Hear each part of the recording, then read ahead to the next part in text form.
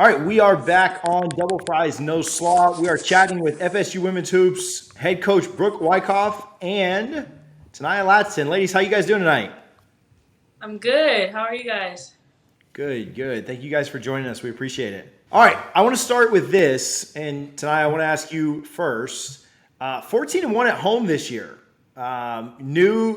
Brooke's been playing and coaching in that gym forever, and so you're new to this college basketball thing. How much different has it been playing at the Tuck versus playing it on the road? Talk to us a little bit about that environment, and obviously something's working when we're playing there. Yeah, playing at home is so much fun. It's so much better. I feel like, it's just your home. You feel good, the basket, the court, and the fans help a lot. Playing on the road, you deal with the fans, the crazy fans, the refs sometimes, and it's just a different atmosphere. But yeah, definitely being 14-1 at home just proves everything.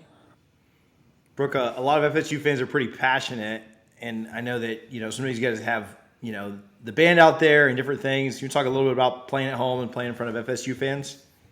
Yeah, I agree with Tanaya. It's so awesome to play at home. You get to sleep in your own bed the night before, go through your normal routine, and yeah, and be on your own court, your own basket, surrounded by people that are so excited to be there for you. So, yeah, we love it, and it's been a really great place, a great environment to see a lot of success. But I've been proud of how we've handled a lot of road tests as well, and it makes us as hard as it is to play on the road in the ACC, it makes us that much more grateful to be at home.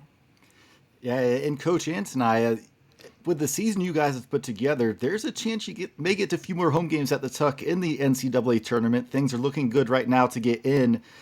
Two more games on the road to end the season, and then obviously the ACC tournament. Is that one of those things you guys try not to talk about, or is it something you use as a form of motivation to say, hey, let's get back to the Tuck for some postseason basketball? It's definitely motivation. Like Coach said, just sleeping at your house. I mean, at your own bed, and just preparing. And like I said, it's just so much more fun playing at home, especially with the fans and the band behind us. So it definitely is talked about, and we want that to happen. So. Coach, are you using that as a form of motivation, or is it something that obviously with the coach it's a little different because you want to keep the team laser focused, but it's got to be something that you at least think about at least outside of the locker room when you're away from the ladies.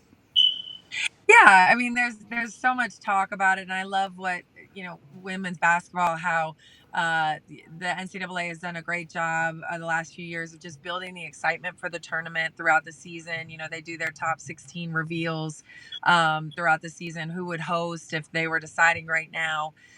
So we definitely are hearing about it, talking about it, tracking it. Yeah, we do like to stay focused on the moment, but I have talked with the team recently about just as we finish the season and make this final push, just making sure that they understand what is at stake.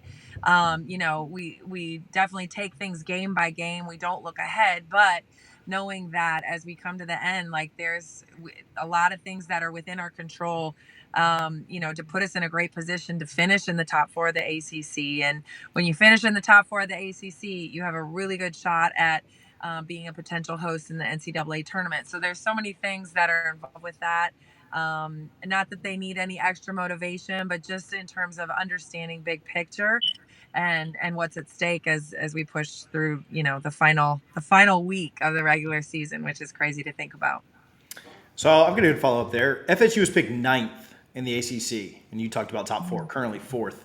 Um, Fans love to get up in arms about stuff like that, but as a coach, do you try to not read into stuff like that? Do you use it to try and motivate the team? I saw UGA and Kansas City both bought into the nobody believed in us stuff, which was weird because everybody knew they were the best teams in the country. But do you try and use bulletin board material like that, or do you try to just focus on, is there a balance maybe? Yeah, being ranked ninth, I wasn't super surprised, or being predicted ninth.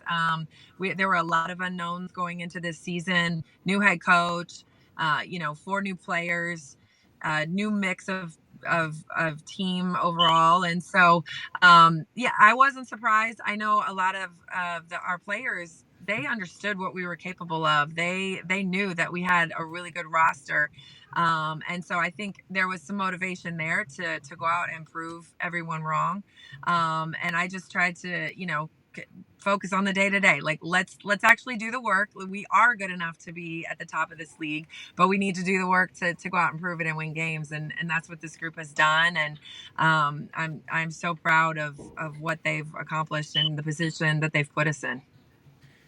Naya, Brooks mentioned the country may not have known how good you were going to end up being, and we'll talk about some of your success individually in a minute. But you knew how good you could be. So did you take, like, when they said FSU was going to be ninth and finish in the bottom half? Did that mean anything to you? Did you care? Did it motivate you as a player? Like, what were your thoughts there? I feel like I was one of that. I was literally just like, you know what? I mean, like coach said, I kind of expected us to be ranked pretty low, just by like players leaving, new coach, and everything. But it really just gave us that like sense of motivation, like you said, and just taking things and putting in the work. And we really had nothing to lose. We just had to go out there and play. Nobody expected us to do this, and we did. So I feel like that was the beauty of it, and I kind of liked it because it kind of humbled us from the start. So it got where we are now. So yeah. Yeah, and it's not like you guys are just racking up a bunch of wins against bottom tier teams in the ACC. Multiple top 25 wins, and man, the ACC when you can take down Duke, Carolina, and NC State in the same season, that has to feel nice. Just knowing the history of this conference, how it's kind of that's Carolina centric on Tobacco Road, and just to be able to take business against all three of those teams at least once this year, that had to feel pretty nice, huh, Brooke? Yeah, I mean, those are perennial programs. Have had a lot of success in recent years, and it's over all the years that I've been a part of the ACC. So, yeah, again, I am so proud of this group, and we won, we beat Carolina on the road.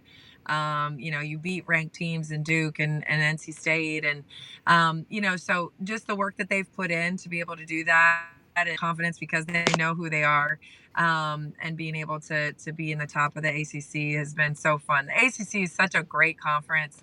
Every single opponent brings a new challenge, a great challenge, and so it's really really fun night in and night out, to be able to compete and get wins.